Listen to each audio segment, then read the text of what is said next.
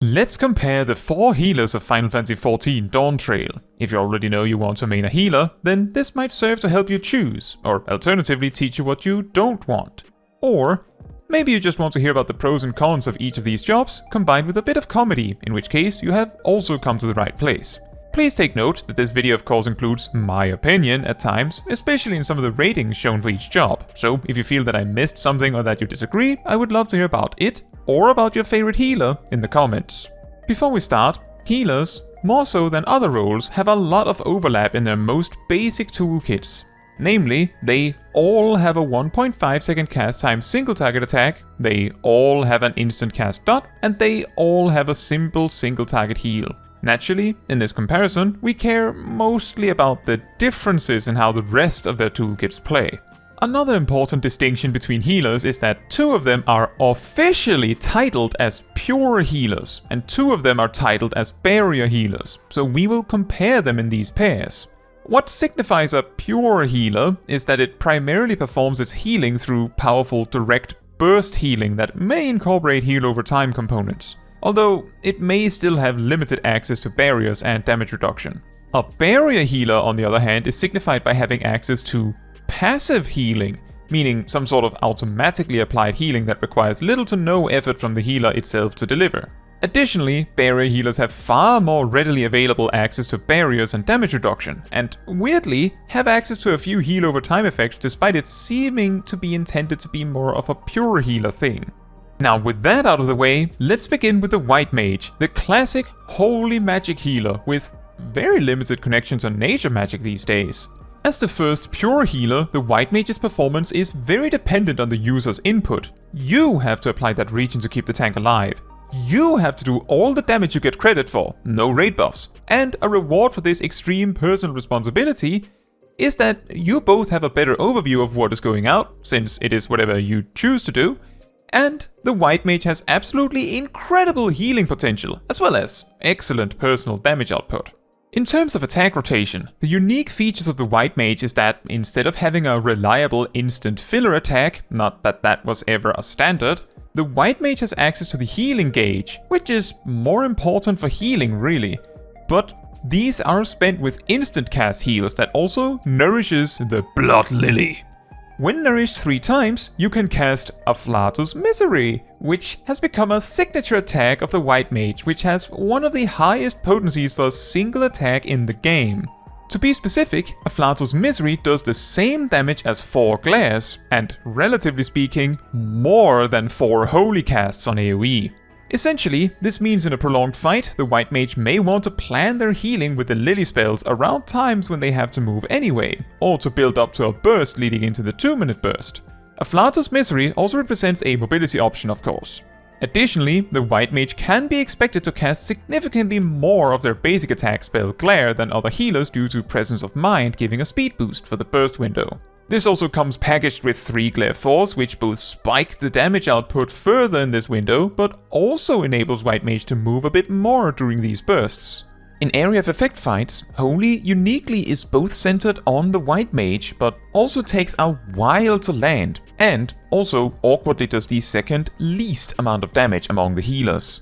Holy stunning the enemies, adding up to a combined 7 seconds after diminishing returns, also represents a powerful, yet coincidental defensive option. This also presents another concern for White Mages in AoE encounters, as while moving, your only real option is applying damage over time effects, or casting lilies and preparing the Blood Lily alongside tossing out SIs. And even if you could cast Holy, you would prefer to wait until all the enemies are piled up before doing so. Now, that's a long story about attacking. Let's get on to the healing. White Mage brings to the table many of the most reliable and powerful healing tools in the game, including Benediction, the complete full heal. Thanks to both SIs and the Lilies, White Mage is the most likely among the healers to incidentally produce a ton of healing without even planning for it. Thanks to options like Plenary Indulgence, White Mage has absolutely incredible extended AoE healing capabilities. Due to White Mage's strong focus on GCD-based healing, the main weakness of White Mage is that it can sometimes feel like it is a bit slower at reacting than the other healers in this regard. For MP management, White Mage simultaneously has the most expensive spells among the healers, while also having the strongest MP management options.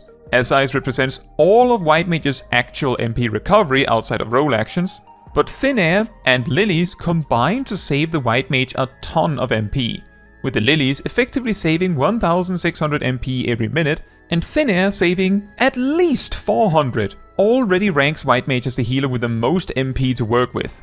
Just keep in mind that White Mage also has Cure 3, the most expensive healer healing spell. In a dungeon environment, the run from fight to fight leaves an opening for the White Mage to apply regen to the tank before the fight really begins, but beyond this, White Mages, while having the space to weave, have less OGCD healing options than the other healers, requiring them to be more greedy with the use of these options before resorting to Lily healing. This also means that optimizing White Mage's AoE can be a lot about taking risks like letting the tank drop low to get the most out of Benediction. On the other hand, in a raid environment, White Mage's incredible healing potential can compensate for an inexperienced co-healer much better than most other healers can, and due to the much more common raid-wide damage in such an environment, tools like SIs become a lot more passively helpful. Not to mention Liturgy of the Bell, the flower, can in certain situations perform 2000 raid-wide potency healing all on its own. The biggest selling point of White Mage is its more simple and literal healing toolkit, combined with the sheer force and single-mindedness of its burst healing, which lets the healer focus a lot more on the healing task itself. There's of course also the Blood Lily, and getting that critical direct hit is always exciting. Next, let's talk about the other pure healer, Astrologian. The ultimate support job, playing the aesthetic of a fortune teller using a combination of space and time magic alongside tarot cards. The Astrologian is completely opposite to the White Mage in terms of how their damage potential is delivered. The Astrologian does the least damage personally amongst the healers, but simultaneously has the largest amount of buffs for their raid. In fact, optimizing the damage of the Astrologian involves knowing how other jobs function in terms of bursts. Since you bring a powerful raid-wide 2-minute cooldown to the raid, you yourself have a vested interest in optimizing around it. This is done by making sure both of the damage boosting cards, as well as the Lord of Crowns, happen during divination. As such, Astrologians would benefit from keeping track of which melee damage dealer and range damage dealer in their raid makes the most out of the two cards, so they don't have to frantically figure it out in the middle of the burst itself. Oracle also represents a spike in damage for the Astrologian outside of this specific aspect. Outside of planning this 2-minute burst, Astrologian has plenty of space for their healing toolkit, and while the lower damage potential of the Astrologian itself might make you think you need to worry less about tanking, this is of course not the case, as all damage done is more than no damage. Astrologian is a lot more focused on OGCD healing options than White Mage, and also simultaneously has some of the weirdest healing options, with a large part of its cards, due to the attack rotation, sort of just have to go out at some point, a bit similar to White Mage's SIs. Among its stranger tools, it has options like Exaltation that both reduces damage taken and later heals, Horoscope that just later heals, and Collective Unconscious that reduces damage taken and applies healing over time, and can be channeled. Not to mention Earthly Star that explodes for damage and healing at a sort of consistent time. Because of how many of Astrologian's options do two things, it can sometimes get awkward to get maximum value out of them, like Celestial Intersection, healing and applying a shield. This strange toolkit is not necessarily a bad thing, but makes it more complex to play Astrologian optimally. Astrologian also clearly have a much more varied toolkit with more damage reduction standing out in particular. In terms of MP management, Astrologian simply gets 20% of their MP approximately every minute when they draw cards. On the other hand, aside from Raise, Helios Conjunction is the most expensive spell they have, so spending MP could be considered a bit harder in a way. In a dungeon environment, Astrologian has the advantage of having more downtime to get their cards ready in, allowing them to have more time where they can benefit from the power of slinging out many cards back to back. Lightspeed also enables the Astrologian to maintain maximum damage output while keeping up with the tank for the most part. The more problematic part in a dungeon is that you are much more likely to be missing either a melee DPS or a ranged DPS, making optimal card plays more confusing, not to mention that raid buff windows easily drift apart. The quantity of options Astrologian has, both in bursts and in healing, can also sometimes have a choice paralysis effect due to how many things you can benefit from throwing out there. In a raid context, the fact fights tend to be a lot more planned out meshes extremely well with how Astrologian often cast their healing in advance. In the case of things like Horoscope, Earthly Star, and especially Macrocosmos, that can sometimes completely reverse the damage of a mechanic on its own. The biggest selling point of Astrologian is almost certainly the incredible buff management induced by both the card plays and the amount of timed healing effects. The high pace of the job really shines through. For others, it is simply the support job nature of Astrologian. Lightspeed, making Astrologian probably the most mobile of the 4 healers, can sometimes also be a selling point. Astrologian's big cooldown to match with the White Mage's Temperance, Neutral Sect, also sort of enables Astrologians to turn into a combined barrier and pure healer temporarily, which can be a very nice thing in a tight spot. Speaking of barrier healers, let's talk about Scholar, the pet healer job. The inspiring playstyle of the Scholar being that the Fairy performs the majority of the healing needed to be done, and the Scholar simply assists where needed. While that isn't exactly how it always goes down, that would explain why the job has such an emphasis on barriers and damage reduction, right? Play for time for the Fairy! In terms of attacking, the Scholar, in addition to the basics, uniquely among the healers, has access to an always available instant GCD to use on the move in Ruin 2. It also has the strongest spammable AoE, which as a trait among the barrier healers is also instant. This enables the Scholar to reposition as needed at a much cheaper cost to performance than the other healers. Scholar also provides a raid buff in the form of Change Stratagem, which is reasonably comparable to Astrologian's Divination in power. More awkwardly though, the Scholar, also uniquely among the healers, is provided with a way to spend its healing resources for additional damage, which merges together with such a raid buff to cause the quote-unquote optimal way to maximize damage to involve dumping all of your ether flow into attacking, and even temporarily sacrificing your Fairy for even more damage. This can sometimes cause problems since barrier healers tend to require this secondary resource to pay for a majority of their healing cooldowns, and furthermore also significantly raises the difficulty of mastering Scholar as you both aim to minimize your reliance on ether flow and learning to know when you won't need it in advance. This is, however, not really a mandatory strategy to overcome most content in the game, so don't worry. For healing, Scholar's deployment tactics allows them to apply the biggest shields in the game with no competition if planned correctly, either with a lucky critical hit with Adloquium or a guaranteed one with the help of Recitation. Additionally, if you choose to use Etherflow for healing rather than damage, then for the majority of casual content, the combination of Sacred Soils and Excogitation combined with Fairy actions can be just enough to deal with anything thrown at you. The massive range of the Fairy also means that it requires very little micromanaging, although placing it in the center of the fight can sometimes help slightly.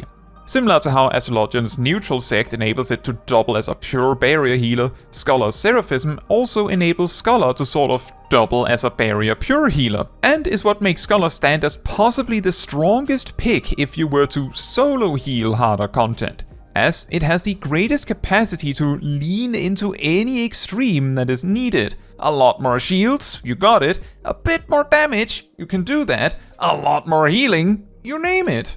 In dungeon environments, the Sacred Soil and Executation strategy is often the gold standard, and that leaves a huge list of options available to supplement as needed. Not to mention that Scholar is the only job in Final Fantasy XIV with a raid-wide speed boost that works in combat with Expedient, making it the perfect healer for speedrunning dungeons. In a raid context, it becomes more complicated, since the amount of etherflow you can invest in attacking depends on how much healing you have to provide, which sometimes depends on your co-healer too.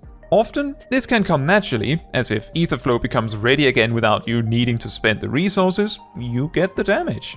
The big selling point of Scholar is the tactical gameplay of the job, where you make the most of the resources you have, even if it's just a bit more damage, as well as coordinating your pet and playing around it. Combos like Protraction, Recitation, and Loquium deployment tactics are also incredibly satisfying. A downside to Scholar is that where in one aspect it has immense synergy with its options, in another, it has the most anti-synergy in its toolkit. Dissipation removes your pet, which has anti-synergy with the Fairy gauge, and the Fairy, and Summon Seraph. Dissipation is also mutually exclusive with Seraphism. Due to how Summon Seraph works, in a weird roundabout way, it also sort of has anti-synergy with the other fairy actions. So a challenge of the job is playing around this too. And finally, the other barrier healer, Sage. Working with a baseline of a lot of similarities to Scholar to an almost disturbing degree. It comes with a techie aesthetic and, in a similar fashion to Astrologian, prefers to do things with multiple smaller cooldowns than one big one. The Sage replaces the passive healing from a pet with Cardia, a tool that you can place on whoever you want that heals them whenever you attack. Actively moving it around to avoid overhealing and always attacking makes Cardia stronger than the Scholar's passive pet healing, but requires a lot more micromanaging to perform. For attacking, the Sage has a cooldown in Flemmer that has shorter range than usual, but also is instant as a damage gain. Combined with Toxicon, Sage has more free movement options compared to Scholar, yet these are not infinite. Sage also has an OTC attack every minute in Psych. Overall, the Sage is much more comparable to White Mage in that they're both so-called selfish attackers that offer no raid buffs. However, Sage still has the capacity to play around everyone else's buffs by holding up to 2 Flemmers for the burst window, which comes up naturally as long as the cooldown is kept spinning. For healing, Sage passively recovers their Adderskull compared to how Scholar gets them in sets of 3. Sage also does not have the ability to sacrifice this resource for damage. Combined with Ritsumata, this makes Sage have significantly better MP management than Scholar, which is further emphasized by Sage having slightly cheaper spells than Scholar. Because the MP recovery comes from using Adderskull, this can sometimes lead to a Sage having to just toss this resource for no reason if things are going too well. In a similar fashion to Scholar, Sage has options like Keracholi and Tavracholi that are just really good and enable Sage to maintain 10% damage reduction on the tank for a really long time.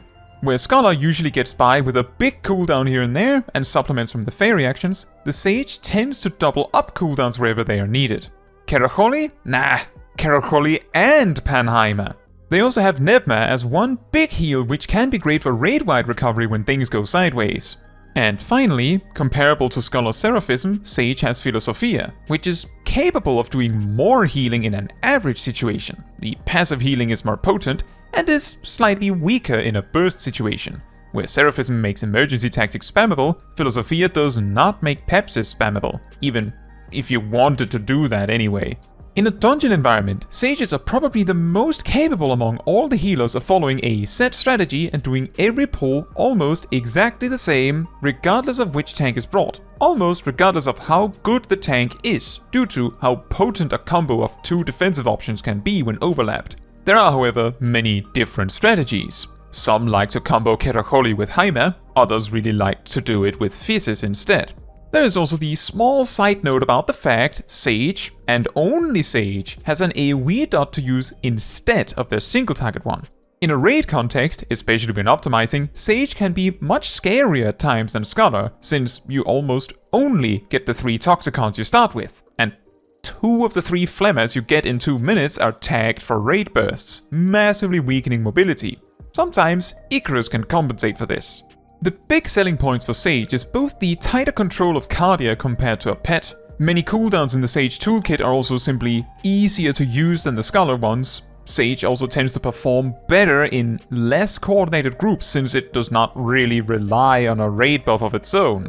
For many, I'm sure, Sage's biggest selling point can also simply be that it starts at level 70, or its techie aesthetic. But a slightly more in control style, matched with easier to use cooldowns, is a big deal. To round up this comparison, of course, every healer brings something unique to the table. White Mage brings the most concentrated healing to the table, and teams up with Sage as the selfish healer duo. Scholar brings the most concentrated shields and really emphasizes all the extremes by being able to adjust a bit more to what is required than the other healers thanks to energy drain and Seraphism. Astrologian lands closer to a middle of the pack, leaning towards pure healing thanks to its greater emphasis on damage reduction options compared to White Mage. And it, paired with Sage, make up the more frantic of the healers, with a lot more buttons to do the same, which of course means that Scholar and White Mage are the more one big button healers. For a new player getting into healing, I do recommend just starting with White Mage, both because it's the only one you can start as, but also because it has the most simple toolkit. If you're more interested in becoming a Sage later on, starting with Scholar may also be a good idea, so you don't start at level 70 with no idea what to do. Not to mention, Sage's level 70 toolkit has a lot more overlap with Scholar than you'd expect. Now, that is all for this video. Thank you so much for watching. If you'd like to support me and my channel more directly, you can become a member like these wonderful people here. You can also alternatively support me through Ko-Fi, link in the description. You can also support the channel by letting the YouTube algorithm know by liking the video, leaving a comment, subscribing, sharing, and hitting the bell to get notified when next I post a video. Fun fact, Astrologian's card system is one of the most reworked systems in Final Fantasy XIV. Some of the cards were changed during Heavensward when the job was implemented. In Stormblood, things were changed again. In Shadowbringers, the cards were all reworked to just be simple damage buffs. In Endwalker, the payoff of playing the cards right changed to Astrologian, and then with Dawntrail, all 6 cards have different effects again.